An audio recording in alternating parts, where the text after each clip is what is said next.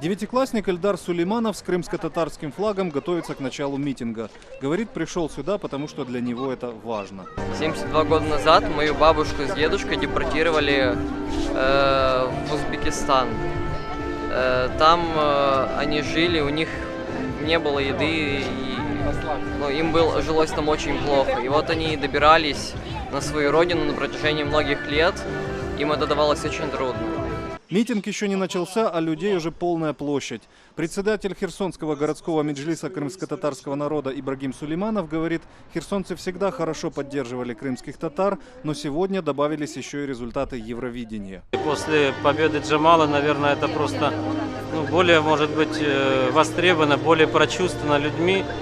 И именно поэтому сегодня так много людей пришло. Мнение председателя меджлиса разделяет участник митинга Дементий Белый. Джамала, да, она однозначно сыграла свою роль.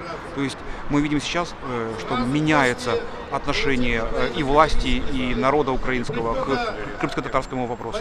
Большинство участников митинга не крымские татары. Людмила Ломовацкая, коренная херсонка, пришла с дочкой и внучкой, чтобы поддержать крымских татар.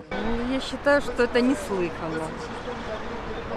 То, что взяли женщин, детей, стариков, насильно выселили с их домов, в то время как их мужья воевали.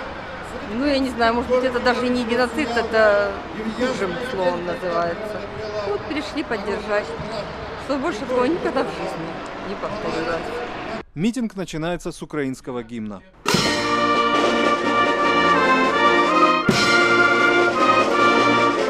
Далее звучит крымско-татарский.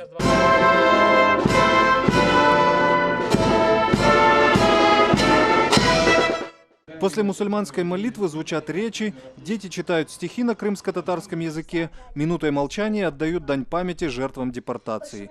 В конце два огромных флага, украинский и крымско-татарский, соединяются в центре площади. Крымский татарин Ришат говорит, так и должно быть. Мы всегда были с Украиной, всегда поддерживаем друг друга. Евгений Кучеров, Херсон, Радио Свобода.